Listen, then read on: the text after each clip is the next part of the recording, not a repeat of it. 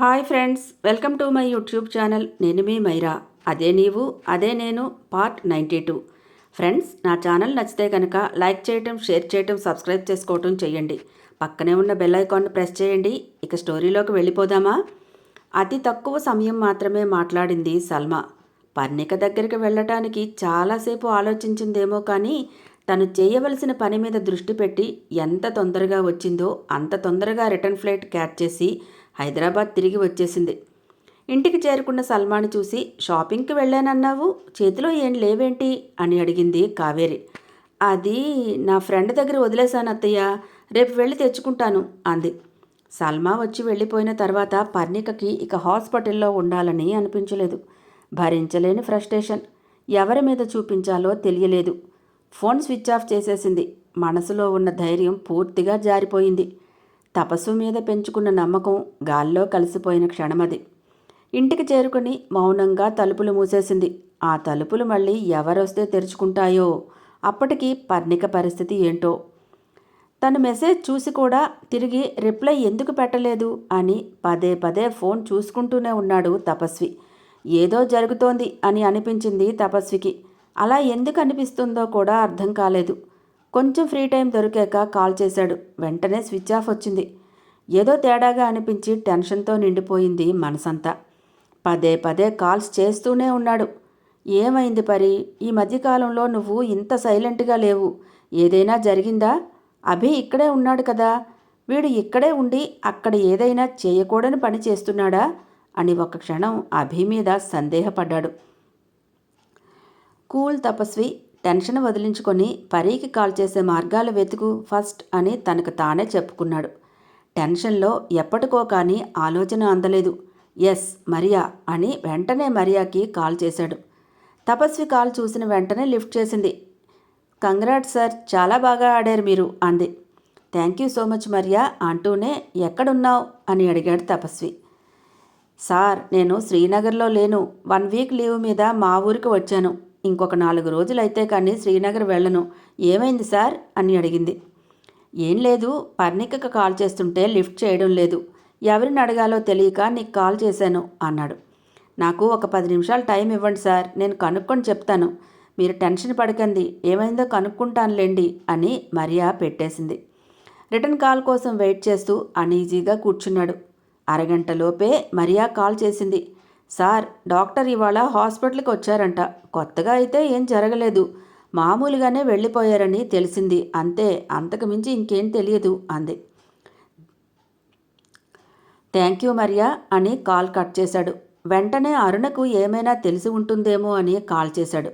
అరుణ ఆ రోజే హాస్పిటల్లో తన చెకప్కి వెళ్ళటంతో ఫోన్ ఇంట్లోనే వదిలేసింది. ఎన్నిసార్లు రింగ్ అయినా ఎవ్వరూ లిఫ్ట్ చేయలేదు. చా, అవసరమైనప్పుడు ఒక్కరు కూడా లిఫ్ట్ చేయరు కదా అనుకున్నాడు చిరాకుగా. కివీస్ గ్రాండ్గా సెలబ్రేట్ చేసింది. అదే విన్నింగ్ పార్టీ, అదే సెండ్ ఆఫ్ పార్టీ అన్నట్టు. అద్భుతమైన సీవ్యూ ఉన్న అతిపెద్ద రిసార్ట్ని బుక్ చేసింది. ఇండియన్ క్రికెటర్స్ టీంలో కొంతమంది ఫ్యామిలీస్ కూడా కలిశారు ఆ పార్టీలో. ఇండియా టీం అంతా డ్రెస్ కోడ్ పెట్టుకొని బ్లాక్ సూట్స్లో హుందాగా ఎంటర్ అయ్యారు అందరూ. రెడ్ కార్పెట్ పరిచి పూలజల్లు కురిపిస్తూ అందమైన అమ్మాయిలు వెల్కమ్ సాంగ్ పాడుతుండగా రిసార్ట్లోకి ఎంటర్ అయ్యారు. అందరూ రిలాక్స్ మోడ్లో చాలా హ్యాపీగా ఉన్నారు, ఒక్క తపస్వి తప్ప. ఎప్పుడెప్పుడు పర్ణిక దగ్గరికి వెళ్ళిపోవాలా అని ఎదురుచూస్తున్నాడు. హ్యాపీగా రౌండ్ టేబుల్స్ దగ్గర ఈజీగా కూర్చొని గ్లాసులు గల్ఫ్ చేసుకుంటూ చీర్స్ చెప్పుకుంటూ ఎంజాయ్ చేస్తున్నారు అంతా. వెల్కమ్ డ్రింక్స్తో మొదలుపెట్టి చిన్న చిన్న కామెడీ షోస్ చూపిస్తూ సరదాగా ఆటపాటలతో డాన్సులతో ఖుషీగా సమయం జారిపోతోంది. మధ్య మధ్యలో ఫోన్ తీసి చూసుకుంటూనే ఉన్నాడు తపస్వి. పర్ణిక దగ్గర నుంచి ఎటువంటి మెసేజ్ రాలేదు. ఒకవేళ కపిలకి ఏదైనా తెలిసుంటుందేమోనని ఆగలేక కాల్ చేశాడు. ఇంటికి వచ్చే వరకు సల్మా గురించి చెప్పొద్దు, వాడికి సర్ప్రైజ్గా నేనే సల్మాని చూపిస్తాను అని కావేరి అనడంతో మౌనంగా ఊరుకుంది కపిల కూడా. ఏంట్రా ఈ టైంలో కాల్ చేశావు అంది లిఫ్ట్ చేసి. వస్తున్నావుగా అంది. చాలాసేపటి నుంచి పర్ణిక నుంచి ఏ మెసేజ్ లేదే, ఒకవేళ నీకేదైనా తెలిసేమో అని అన్నాడు. మామూలుగానే అయి ఉంటుందిరా, ఏదైనా ఆపరేషన్లో ఉందేమో, ఎందుకు కంగారు పడుతున్నావు? రేపు ఎలాగో ఇంటికి వచ్చేస్తావు కదా, డైరెక్ట్గా వెళ్ళి నీ విన్నింగ్ పార్టీని ఇస్తావో తీసుకుంటావో నీ ఇష్టం అంది కపిల సరదాగా. కపిల్ జరిగిన విషయం చెప్పేస్తే బావుండునేమో. మీడియాలో వచ్చిన న్యూస్ తపస్వి చూడకుండా ఉంటాడా? ఇంటికి వచ్చి అమ్మతో మాట్లాడుకుంటాడులే అని ఊరుకుంది కపిల కూడా. అప్పుడైనా కపిల టీవీలో న్యూస్ చూసావా అని అడిగి ఉంటే తపస్వి తొందరపడేవాడేమో. మరింకేం మాట్లాడలేక ఊరుకున్నాడు. 100 మందిలో ఉన్న ఒంటరిగా ఉండడం అంటే ఏంటో అర్థమైంది తపస్వికి. సిక్స్త్ సెన్స్ ఏదో చెప్పడానికి ప్రయత్నం చేస్తున్నట్టు అనిపించింది. అక్కడ ఉన్న క్రికెటర్స్ అందరూ దాదాపుగా అటూ ఇటుగా కాస్త ఒకే ఏజ్ ఉన్నవాళ్లే. అందులో ఎక్కువ మంది లవ్ మ్యారేజ్ చేసుకున్న వాళ్లే ఉన్నారు. కివీస్ ఒక్కొక్కరిని పిలిచి వాళ్ళ లవ్ ట్రాక్ విషయం చెప్పమని అడుగుతూ ఉంటే, తమ అనుభవాల్ని సరదాగా చెప్తుంటే మిగిలిన వాళ్ళంతా నవ్వుతూ వింటున్నారు. కొంతమంది సరదాగా మళ్ళీ మరొకసారి తమ లైఫ్ పార్ట్నర్స్కి ప్రపోజ్ చేస్తున్నారు. ఒక్కొక్కరు ప్రపోజ్ చేసే విధానం వింటుంటే ప్రేమలో పడితే ప్రతి ఒక్కరికి టెన్షన్ ఉంటుందన్నమాట అనుకున్నాడు Tapasvi. Mister Abhi, come on to the dais అని పిలిచారు. It's your turn, what about your love story అని బాహాటంగానే అడిగారు సరదాగా. సియా గురించి అడిగేసరికి కావాలనే తనని అవమానించడానికి అడుగుతున్నారని అభి లోపల కోపంతో రగిలిపోయాడు. చూచాయిగా సియా బ్యాక్ టు హోమ్ అనే విషయం చాలామందికి తెలుసు. అంతవరకు నవ్వుతున్న వాళ్ళంతా సైలెంట్ అయిపోయారు. ఆ సైలెన్సు చాలా అవమానంగా అనిపించింది అభికి. సీరియస్గా ఇట్స్ మై పర్సనల్ అంటూ మరొక మాటకు అవకాశం ఇవ్వకుండా తప్పుకొని వచ్చేశాడు. ఓకే, కమాన్ చీరప్ అన్నారు. ఎక్కడి నుంచో దూరంగా ఏమైనా ఉంటేగా చెప్పడానికి అని ఎవరో అనటం విని చురుక్కున వెనక్కి తిరిగి చూశాడు. కానీ ఎవరన్నారో తెలియలేదు. అంతలోనే తమ్ముడు రంజిత్ నుంచి కాల్ రావటం చూసి లిఫ్ట్ చేశాడు ఓ పక్కగా వెళ్ళి. రంజిత్ కాల్ని లిఫ్ట్ చేసి అవతల వైపు వాళ్ళు ఏం చెప్తున్నారో కూడా వినకుండా కోపంతో, అసలు నేను చెప్పిన పని ఏదైనా చేశావా లేదా? నువ్వు ఇలాగే చేస్తున్నానని చెప్తూ ఉండు. ఇక్కడ నేను అందరి దగ్గర వెధవనైపోతున్నాను అన్నాడు కోపంగా. కూల్ అన్నయ్య, నువ్వు వచ్చేసరికి మంచి శుభవార్త వింటావులే. నేను ఆల్రెడీ నిప్పు రాజేశాను. అది మండడానికి కొంచెం టైం పడుతుంది కదా. ఆల్రెడీ మండిందేమో, కానీ ఇంకా విషయం బయటికి రాలేదు అన్నాడు రంజిత్ ఆనందంగా. ఏం చేశావు అన్నాడు. అబ్బా, ఇప్పుడు అవన్నీ చెప్పలేను, కానీ ఇక్కడికి వచ్చాక నీకు తెలుస్తుందిలే అన్నాడు రంజిత్. ఇక ఎక్కువ మాట్లాడలేదు. ఓకే బాయ్ అని ఊరుకున్నాడు అభి. పర్ణిక నుంచి మెసేజ్ కోసం మాత్రమే చూసుకుంటున్న తపస్వికి అప్పటికే సోషల్ మీడియాలో సల్మా గురించిన న్యూస్ హల్చల్ చేస్తున్న విషయం అసలు గమనించనే లేదు. క్రికెట్ టీంలో ఉన్నవాళ్ళు కొంతమంది ఆ న్యూస్ను చూసి అది ఆలం తపస్వి తల్లి కావేరి ఇచ్చిన న్యూస్ కాబట్టి తపస్వికి కూడా తెలుసని అనుకున్నారు. అభి కూడా చిరాకులో ఉండటంతో సోషల్ మీడియా వైపు పోలేదు.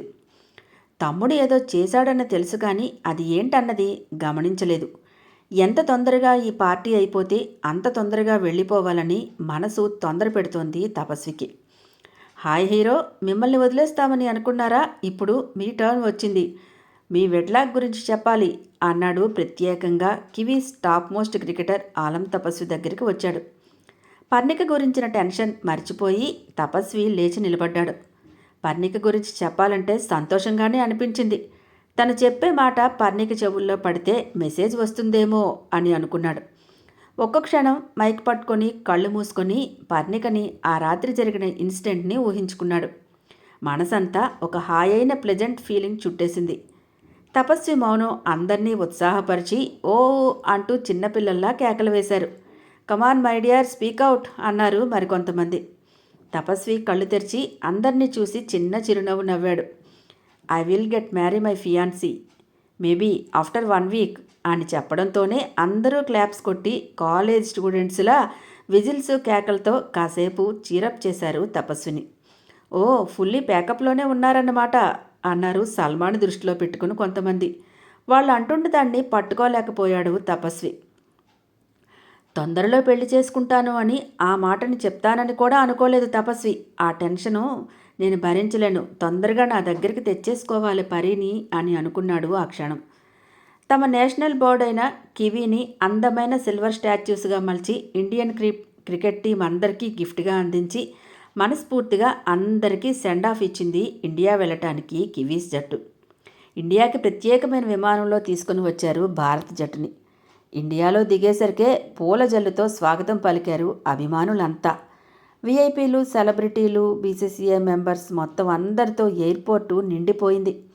క్రికెటర్స్ అందరినీ ఓపెన్ టాప్ బస్సులో కూర్చోబెట్టి వీధుల గుండా ఊరేగిస్తూ తీసుకువస్తున్నారు. సెక్యూరిటీ ఎంత దూరంగా తోసేయాలని చూస్తున్నా అభిమానులు విషెస్ చెప్పడానికి దగ్గరగా వస్తున్నారు. అభిమానులు సందడి చేస్తూ దండలు బాణాసంచా కాలుస్తూ చాలాసేపు క్రికెటర్స్ అందరినీ కూడా అభిమానంగా తమ అభినందనల్లో ముంచెత్తారు. అభిమానుల ప్రేమని రిజెక్ట్ చేయడానికి లేదు, అందుకోవడం తప్ప. ఏదైనా తొందరపడి ప్రవర్తించినట్టయితే మరునాటి పేపర్లో ఈ క్రికెటర్ చాలా ఏరగంటుగా బిహేవ్ చేస్తాడని రాసిస్తారు. తపస్వికి మనసులో ఇంటికి తొందరగా వెళ్ళిపోవాలని, తల్లిని చూడాలని, పర్ణిక దగ్గరికి వెళ్ళాలని ఎంత ఆరాటపడుతున్నాడో అంత లేట్ అయిపోతుంది. ఎయిర్పోర్ట్లో దిగిన 4-5 గంటల తర్వాత కానీ క్రికెటర్స్ అందరూ ఇళ్లకు చేరుకోలేకపోయారు. తొందరగా ఇంట్లోకి రావటానికి కూడా వీలు లేకుండా అప్పుడు కూడా ఇంకా మీడియా వెంట పడుతూనే ఉంది. ఎలాగో వదిలించుకొని గుమ్మం ముందుకి తపస్వి వచ్చేసరికల్లా, ఆగాగు, అప్పుడే ఇంట్లోకి వచ్చేయకు అని ఒకవైపు కావేరి ఎర్రనీళ్లు హారతి పళ్ళెం పట్టుకొని తల్లి ఎదురుగా రావడంతో గుమ్మం బయటే ఆగిపోయాడు. కావేరి ఒకవైపు కపిల మరొక వైపు. మధ్యలో సల్మా నిలబడి ఉండటం చూసి ఈ అమ్మాయి ఎవరు అనుకున్నాడు తపస్వి. బహుశా మమ్మీకి ఏ ఫ్రెండ్ డాక్టర్ అయి ఉంటుంది, లేదా స్టూడెంట్ అయి ఉంటుందని పెద్దగా పట్టించుకోలేదు. ఇప్పుడు వీడు చేసే రచ్చ ఎలా ఉంటుందా అని టెన్షన్గా ఉంది కపిలకి, గోవర్ధన్కి. తను ఇచ్చే స్పెషల్ గిఫ్ట్తో కొడుకు మొహం ఎంతగా వెలిగిపోతుందో అని కావేరి లోపల సంతోషాన్ని దాచుకోలేకపోతోంది. టీవీలో చూసిన దానికంటే ఎంత అందంగా ఉన్నాడో నాకు కాబోయే భర్త అని తెగ మురిసిపోతూ రెప్పవాల్చడం కూడా మర్చిపోయింది సల్మా. సల్మా చూపులు అస్సలు పట్టించుకోలేదు తపస్వి. కావేరి ఎర్రనీళ్లు దిష్టి తీసి కొడుక్కి బొట్టు పెట్టి పళ్ళాన్ని మేడికి ఇచ్చేసింది, గార్డెన్లో ఉన్న మొక్క మొదట్లో పోయమని. సెక్యూరిటీ, గోవర్ధన్, కపిల, కావేరి అందరూ కంగ్రాట్స్ చెప్తూనే ఉన్నారు. అందరి విషెస్ మామూలుగానే అందుకున్నాడు. కానీ లోపలికి అడుగుపెట్టి తల్లిని గట్టిగా హగ్ చేసుకొని, అమ్మా నువ్వు హ్యాపీ కదూ అన్నాడు. కొడుకు అలా గట్టిగా పట్టుకోగానే కావేరి మనసంతా ఎలాగో అయిపోయింది. గర్వంగా కూడా అనిపించింది. కొడుకుని అపురూపంగా చూసుకొని, ఇంతకంటే సంతోషం ఏముంటుంది నాన్న, నువ్వు నాకు చాలా సంతోషాన్ని ఇచ్చావు అని నుదుటి మీద ప్రేమగా ముద్దు పెట్టుకుంది కావేరి.